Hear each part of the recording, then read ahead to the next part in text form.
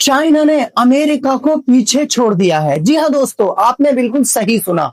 क्योंकि रिसेंटली दुनिया के सबसे ज्यादा पावरफुल सुपर कंप्यूटर्स की लिस्ट जारी की गई, जिसमें चाइना के लाइन शाइन सुपर कंप्यूटर ने पहला स्थान प्राप्त करके अमेरिका के एल कैपिटन, जो कि इससे पहले दुनिया का सबसे ज्यादा ताकतवर सुपर कंप्यूटर माना जा रहा था, उसको दूसरे स्थान पर धकेल दिया है।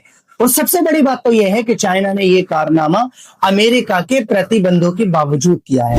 और दोस्तों, यह भी बताया जा रहा है कि चाइना का यह सुपर कंप्यूटर अमेरिका के सुपर कंप्यूटर एल कैपिटन से 20 गुना ज्यादा तेज काम कर सकता है।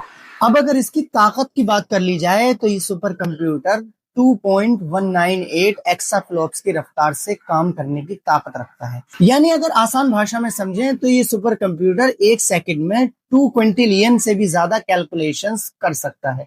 यानी एक के बाद 18 जीरो लगाकर जो संख्या बनती है, ये उतनी कैलकुलेशंस मात्र एक सेकंड में करने की ताकत रखता है। लेकिन अब जरा तारीख में चलते हैं।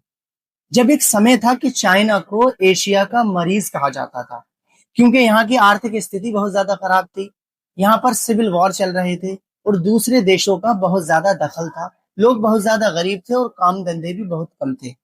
लेकिन आज वही China super computer, artificial intelligence और मॉडर्न टेक्नोलॉजी के मामले में दुनिया में सबसे ज्यादा आगे रहने वाले देशों में गिना जाता है। वहीं दूसरी तरफ हमारा देश 1947 में आजाद हुआ, जबकि मॉडर्न चाइना की स्थापना 1949 में हुई थी।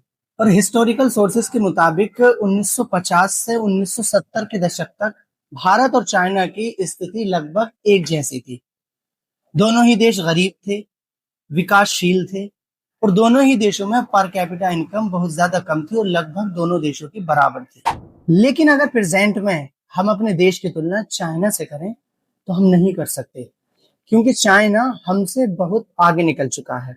जहां चाइना आर्टिफिशियल इंटेलिजेंस और मॉडर्न टेक्नोलॉजी में दुनिया के टॉप कंट्रीज में गिना जाता है, जबकि हम एग्जाम ही सही से कंडक्ट नहीं करा पाते हैं।